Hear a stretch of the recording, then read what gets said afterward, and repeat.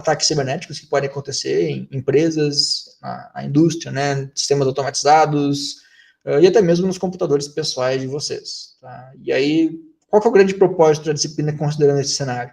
Imagine que você consegue prever, né, e também parar um ataque cibernético antes que ele aconteça, ou durante o seu acontecimento. Né?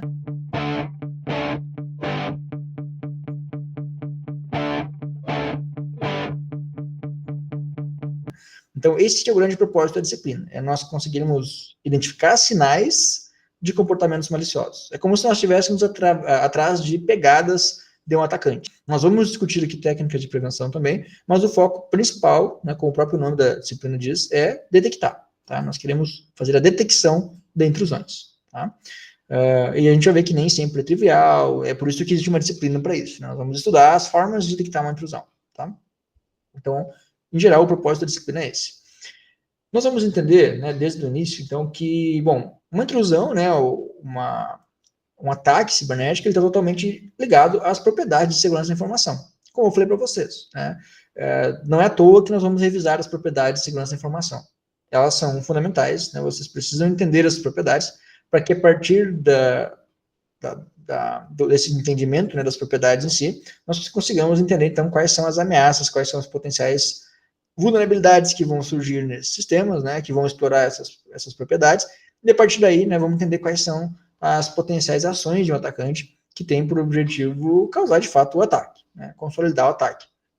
Então, em resumo, né, nós podemos afirmar que um ataque cibernético, ele começa quando uma propriedade da segurança da informação ela é violada. Uma vez que alguém consegue violar alguma propriedade de segurança da informação, esse alguém, né, intencionalmente ou não, ele está fazendo um ataque cibernético. Né? Muitas vezes o ataque ele pode surgir de maneira acidental, né? Ou seja, não é de verdade um ataque, ele é mais um incidente, né? Ou um acidente, mas nosso foco principal, né, aqui nessa disciplina é imaginar que por trás daquele ataque, daquela ação, há uma mente inteligente, uma mente maliciosa que está querendo realmente tirar algum proveito, né, daquela vulnerabilidade. Tá? Então, uma vez que a segurança da informação está comprometida, uma vez que as propriedades de segurança da informação são violadas, nós temos aí um ataque cibernético em andamento. Bom, como é que a gente diferencia, né, ameaça de vulnerabilidade? Né, e como é que isso, nessa diferenciação, ela vai conseguir nos tornar um bom engenheiro de software ou um bom cientista da computação com especialidade aí na detecção de intrusões, né? Como é que a gente consegue ser um mestre nessa arte de detectar ataque? Como é que a gente faz isso? Né? Nós temos que entender, então, de fato, essa diferenciação. Né? O que é uma coisa e o que é outra coisa. Nós podemos entender que a vulnerabilidade ela é como se fosse uma porta aberta para atacantes. Né? Uma porta aberta, ou seja, uma lacuna, uma falha no sistema, uma ausência do mecanismo para proteger alguma coisa. Tá? Se você conseguir abrir e fechar essa porta, né, ou seja, se você conseguir criar mecanismos que impeçam a ação do atacante, nós conseguimos, né, não só impedir que o atacante de fato faça o ataque, como deixar o sistema mais seguro como um todo. Né? E nem sempre, né, e grande porém, né, por que não é só fechar as portas, então? Isso aí não resolveria, né? O fato é que nós muitas vezes não conhecemos todas essas portas, né? Enquanto engenheiro de software, enquanto cientista da computação, muitas vezes nós não temos o domínio completo de todas as possibilidades de ataque. Né? Nós sabemos que o que tem ali é importante, que aquele sistema ele deve ser seguro, né? E aí na engenharia de software a gente fala muito de requisitos não funcionais, segurança, põe segurança aí, né? Só que muitas vezes a gente não pensa, bom, o que é essa segurança? Como é que a gente deixa isso de fato seguro?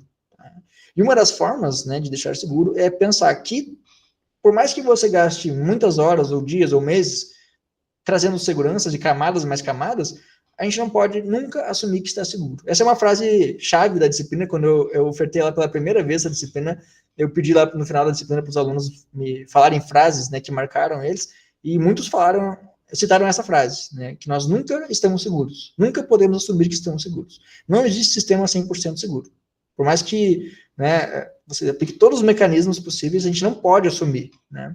É uma das leis, né, da cibersegurança. Depois eu vou mandar para vocês um vídeo para vocês assistirem, e que fala de algumas leis da cibersegurança, e uma das leis é essa, que a gente nunca está seguro, não pode assumir de jeito nenhum que está seguro. O atacante ele vai achar uma forma de atacar. Essa é outra lei. Se existe uma vulnerabilidade, o atacante vai achar essa vulnerabilidade. Pode ser mais cedo, pode ser mais tarde, pode ser amanhã, pode levar 1 ano, pode levar 100 anos. Em algum momento, nós, enquanto pessoal da segurança, né, digamos assim, engenheiro de software, cientista da computação, ou seja lá qual for o cargo, né, mas a pessoa que está cuidando da segurança tem que assumir que, de alguma forma ou outra, algo pode acontecer. Ou seja, nós estamos pensando além dos mecanismos que não deixam a rede vulnerável, tá? Então, entender as vulnerabilidades é importante, especialmente para que nós consigamos entender o modo de operação do atacante. Pode falar, Newton. Estão me ouvindo? Boa noite. Boa noite. Uma das coisas que eu brinco aqui no meu trabalho é, primeiro, nunca confie no usuário, e segundo, toda e qualquer requisição pode ser usada contra você. Exatamente. São leis interessantes, né? Nunca confiar no usuário, né? E aí nós temos aí, quando a gente fala de teste de software, por exemplo, né? Nós pensamos que o usuário ele sempre consegue fazer coisas que o próprio programador não tinha pensado, né? Então, acidentalmente, ele consegue achar caminhos ali, né? Fluxo de sessão que muitas vezes não são esperados, né? E a gente, se tem um testador, por exemplo, né, que consegue achar, o programador fica de cara, tá, mas por que tu foi fazer isso? O sistema não era para fazer isso, era para partir dessa forma aqui. Só que o testador tem justamente esse propósito, né, de tentar achar um caminho estranho, né, um caminho diferente que consiga levar o sistema a um estado inconsistente. O usuário, por si só, ele, muitas vezes, sem querer, descobre esses caminhos e causa um bug, causa ameaça, né, a estabilidade do sistema. Agora imagina o usuário que não está fazendo isso sem querer, o usuário que é mais inteligente e muitas vezes esse usuário ele já é um especialista em cibersegurança, ou seja, ele já sabe como proteger um sistema, né? E uma vez que você sabe como proteger um sistema, você já começa a ficar mais ligado para as formas do atacante atacar aquele sistema, né? É a mesma coisa que você pegar um advogado. O advogado ele é um cara que vai se cuidar muito mais do que uma pessoa normal na hora de falar alguma coisa. Porque ele sabe que se ele falar determinadas coisas, ele vai ficar suscetível a tomar um processo, né? Ele conhece a lei. O especialista em cibersegurança é a mesma coisa. Ele sabe que se não configurar a parte direito, alguém vai vir e vai derrubar meu servidor web. Entendeu? Então, muitas vezes, o atacante, ele é esse cara que já sabe isso, né? E, além de saber isso, fica fácil para ele detectar falhas, às vezes, no sistema concorrentes, por exemplo, e alheios, né? Então, se o cara é um cara do mal, ele consegue usar esse conhecimento que ele tem, né? Que são os famosos hackers, né? Os caras que dominam muito, de uma forma maliciosa, né? Que aí tem a diferença lá do hacker e do cracker, né? Que o hacker é o cara que conhece muito e usa para o bem, e o cracker é o que faz a coisa feia, né? O lado mais obscuro da coisa. E depois a gente vai falar mais pra frente, mas também tem as cores dos chapeuzinhos, né, que diferenciam como o cara usa o conhecimento, se é o black hat, se é o red hat, assim por diante. A gente vai falar disso mais adiante. Mas o grande ponto, né, associado a esse assunto, né, a esse slide, é que nós precisamos conhecer essas vulnerabilidades para saber como fechá-la. Ok, isso é fato. Ninguém está dizendo que isso não é verdade. O porém, né, aí o grande porém, né, é que muitas vezes nós não somos capazes de fechar todas essas portas. Então nós temos que assumir que em algum momento pode acontecer algum ataque de alguma forma. E a gente tem que estar preparado para detectar esse ataque. Nós temos que aprender, então, como é que nós conseguimos rastrear, né, comportamentos que estejam tentando derrubar o sistema, né, que estão tentando roubar uma informação do sistema, ou que estão tentando modificar uma informação do sistema. Então, assim, tudo está ligado.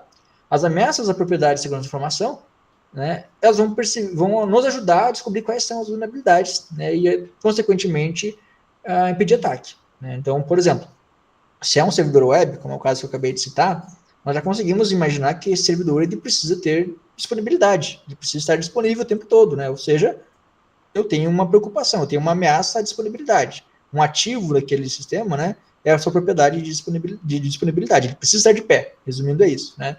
Se a disponibilidade é importante, nós podemos começar pensando nas formas de garantir que ele fique disponível. Ou seja, nós vamos começar, né, a trabalhar nas vulnerabilidades associadas à disponibilidade, porque aquele ali é o nosso foco principal para aquele tipo de sistema.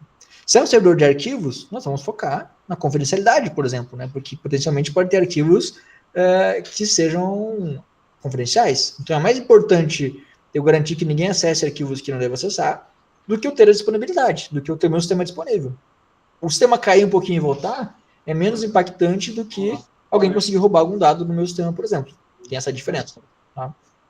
Agora, tudo isso está ligado. Tá? Então, nós temos que entender desde o início, desde as ameaças, quais são as potenciais vulnerabilidades, para que a partir daí nós consigamos impedir os ataques. Né? E nesse meio do caminho, avaliar, né, os movimentos do atacante para conseguir detectar esses ataques, certo? Bom, aí, né, na hora de criar o IDS, nós temos que ter, então, um cuidado adicional, né, com o cenário onde nós estamos aplicando esse IDS. Né? Nem todo IDS é igual, nem todo IDS ele funciona da mesma maneira. Né? E aí isso envolve também diretamente o que eu acabei de falar. Dependendo do nosso ativo, dependendo do que nós estamos protegendo e monitorando, nós precisamos acertar o nosso sistema para que ele consiga, de fato, monitorar essas informações que são as informações mais relevantes para a detecção desses ataques. Tá? Então, tem uma série de aspectos que precisam ser considerados no momento do projeto, né, e do planejamento da arquitetura do nosso IDS, certo? Bom, uma vez que nós tenhamos pensado nesses projetos, nessas questões de projeto e arquitetura do IDS, nós podemos partir para a implementação prática do IDS. Tá? Então, essa aqui é uma outra etapa da disciplina. Tá? Vocês vão passar por um momento onde nós vamos pôr a mão na massa, né? Vamos de fato trabalhar com código. Tá? Não basta apenas saber quais são os tipos de IDS, quais são os aspectos que têm que ser considerados na arquitetura, no projeto do IDS, mas também precisamos entender, então, quais são as ferramentas, quais são as bibliotecas, quais são as linguagens de programação que estão disponíveis para que nós consigamos, de fato, implementar nosso IDS e colocar ele, né, em produção. Tá? Então, nós vamos explorar algumas técnicas, como eu falei para vocês mais cedo, né, nesse contexto, nessa disciplina, algumas técnicas focadas no uso de inteligência artificial, né, mais especificamente a aprendizagem de máquina, para que nós consigamos, então, explorar, né, alternativas para monitorar o comportamento do usuário, a fim de tomar uma decisão. No final das contas, o que nós queremos é classificar aquele tráfego, né, em malicioso ou normal. Tá? Ficou mais claro para vocês, pessoal, o que é um sistema de detecção de intrusões até esse momento, ou ainda há dúvidas? Aproveitem para tirar as dúvidas, para ficarmos na mesma página. Podem levantar a mão, pode escrever no chat. Vou abrir aqui o chat, caso alguém fale alguma coisa eu vou poder ver.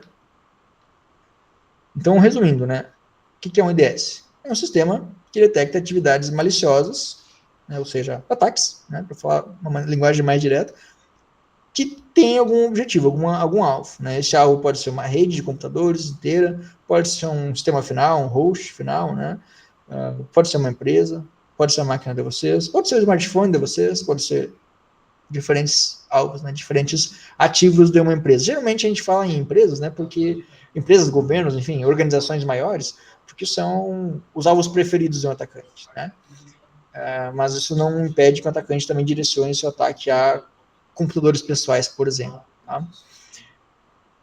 Então, resumindo é isso, tá, pessoal? Esse que é o nosso significado de IDS no nosso sistema de detecção de intrusões. Bom, vamos falar um pouquinho então sobre a nossa metodologia, né, de avaliação, não é avaliação da disciplina ainda, tá, pessoal? Mas avaliação de IDS. Né? Uma vez que nós temos nosso IDS, nós entendemos então a teoria de como projetar, como fazer a arquitetura no IDS, como implementar esse IDS, nós temos que saber se esse IDS ficou bom, né? Temos que avaliar o desempenho desse IDS. Como é que avalia o desempenho? Bom, tem diferentes formas de fazer isso, nós temos diferentes métricas que nós podemos coletar. Por exemplo, nós temos métricas como o F1 Score, como acurácia. Em geral, né, essas métricas, elas vão medir de alguma forma o quão assertivo está meu sistema, tá? Todas as métricas se resumem a isso. Elas têm cálculos diferentes que priorizam coisas diferentes, tá? Mas, em geral, nós temos 4 indicadores que nós vamos aprender ao longo da disciplina. Tá? O primeiro indicador é o verdadeiro positivo. Né? O que é verdadeiro positivo? Significa que o resultado do IDS estava correto, ou seja, foi um resultado verdadeiro, e o resultado foi positivo para ataque, ou seja, um ataque foi detectado. Toda vez que um IDS detecta um ataque, nós vamos contabilizar nossa métrica de verdadeiros positivos. Né? VP, né? Verdadeiro positivo, ou no inglês é o TP, né? True Positive. Um ataque detectado, verdadeiro positivo. Nós temos o inverso. Nós temos uma situação do ataque não detectado. Né? Então, o resultado ainda foi... o resultado, né, ainda ele é um verdadeiro, né? Só que ele é um negativo. Então, o ataque... Seria legal mostrar para vocês um exemplo mais... Eu gosto de dar o exemplo da Covid, por exemplo. Né? Vamos pegar um exemplo mais ilustrativo para quem está ouvindo pela primeira vez a história. Tá? Então, imagina que eu testei para a Covid. Né? Fiz um teste. Quando eu testei, e o teste deu positivo, e eu realmente estava com o vírus da Covid, né? Covid-19, então eu coloquei um verdadeiro positivo. Ok, o teste falou que estava positivo e o resultado é verdadeiro. Agora, se o teste deu positivo e o teste estava errado, ou seja, é um falso positivo, né? Eu não estava com o vírus, o equipamento, né, acusou que eu estava com o vírus, né? Mas aquilo ali estava errado, o resultado é falso, é um falso positivo. O IDS é a mesma coisa. Quando um ataque ele é detectado, mas ele não existia, ou seja, imagina que um usuário fez login 3 da manhã e baixou 10 GB de arquivo. Mas esse usuário não era atacante, ele simplesmente queria baixar 10 GB de arquivo nas 3 da manhã. Só que o sistema achou isso muito estranho e falou, opa, isso aqui é um atacante. Isso é um falso positivo, né? Essa é uma das métricas-chave que nós vamos medir também. Essas são duas das métricas, né? O verdadeiro positivo e o falso positivo. Então, quando o IDS apita, digamos assim, né? Quando ele detecta uma ação, ele pode estar certo ou errado. Se ele está certo, é um verdadeiro positivo. Se ele está errado, é um falso positivo. Tá? Agora, tem situações diversas. Tem situações onde o IDS não detecta nada. A situação que mais ocorre, mais comum, é quando o IDS não detecta um ataque e, de fato, não tem um ataque. Ou seja, o resultado dele é verdadeiro, ele estava certo, mas ele é um resultado negativo. Né? Ele disse, olha, deu negativo o teste para ataque. É um verdadeiro negativo. E aí também a gente pode fazer o exemplo do Covid, né? É como se eu fosse lá testar, para fazer o teste lá no postinho de saúde, né, no UPA, para ver se estou com o vírus de Covid-19, e o resultado deu negativo. Não estou com vírus, e de fato não estava. Então é um resultado verdadeiro, que realmente não estava, e um resultado negativo, porque deu negativo para o vírus. Então o IDS, que classifica corretamente o tráfego normal como um tráfego normal, ou seja, ele acerta que aquele tráfego é normal, né? Ele contabiliza, né, um verdadeiro negativo. Tem também, né, a situação onde, por exemplo, o IDS ele não detectou, disse que, olha, você não tem nenhum ataque acontecendo, mas na verdade tinha. Essa é uma das piores situações, tá? Das 4 métricas, essa é uma das mais, é uma das situações menos desejáveis, né, ou mais indesejáveis. É quando aconteceu um ataque, um atacante foi lá e fez alguma coisa errada, e o IDS não detectou. Ele disse, não tem nenhum ataque acontecendo nesse momento. Ou seja, isso é um falso negativo. Ele falou que era negativo, não tinha nada acontecendo, mas ele errou. É um resultado falso. Tá?